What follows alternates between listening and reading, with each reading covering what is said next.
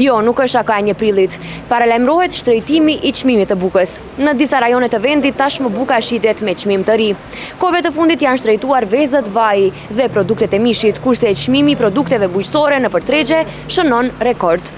Si ka për të reflektuar kjo në buxhetet familjare? A janë paga të mjaftueshme për të përballuar presionin e rritjes së çmimeve? Paralajmërohet se do të rritet çmimi i bukës.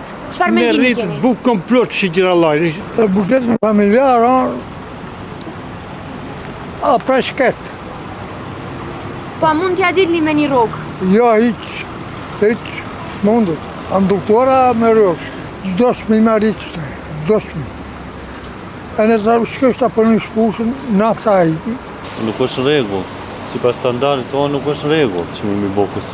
Rritja nuk është veç te buka, çdo artikull e ka kalu më kufini.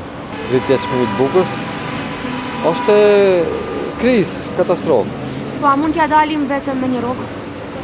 Me një rrogë, me cilën rrogë, me Maqedonisë? Një javë se një dalim. Për një familje flas. Individ mund të dalë.